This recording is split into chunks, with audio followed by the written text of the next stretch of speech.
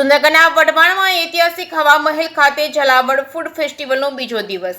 સુરનગર મહાનગરપાલિકા દ્વારા ઐતિહાસિક હવા મહેલ ખાતે ત્રિદિવસીય ઝાલાવાડ ફૂડ ફેસ્ટિવલ યોજાઈ રહ્યું છે। શહેરી વિકાસ અને શહેરી ગૃહ નિર્માણ તથા પ્રભારી મંત્રી દર્શનાબેન વાઘેલા તેમજ નાયબ મુખ્ય દંડક જગદીશ મકવાણા દ્વારા ગઈકાલે આ ફેસ્ટિવલને જનતા માટે ખુલ્લો મૂકવામાં આવ્યો હતો।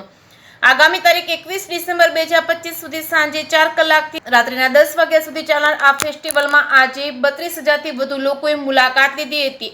લોક સંગીતની રમઝટ સાથે વિવિધ ઝાલાવાડી વાનગીઓનો સ્વાદ માણ્યો હતો। આ ફેસ્ટિવલમાં 22 થી વધારે સ્ટોલ ધારકોએ આજે અંદાજિત 5 લાખથી વધુનો વેપાર કર્યો છે।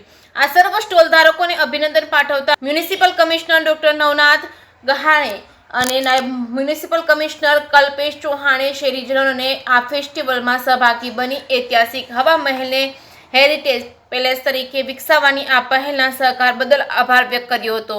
જે.કે. સિંહ સાથે મહેશ ઉતરિયા, સુરેન્દ્રનગર। 32,000 થી પણ વધુ લોકોએ શહેરીજનોએ ફૂડ ફેસ્ટિવલની મુલાકાત લીધી તથા અવનવી વાનગીઓનો ટેસ્ટ કર્યો છે। લોકો દ્વારા ખૂબ સારો પ્રતિસાદ આપવામાં આવ્યો છે। 22 થી વધુ આપણા સ્ટોલ કાર્યરત છે।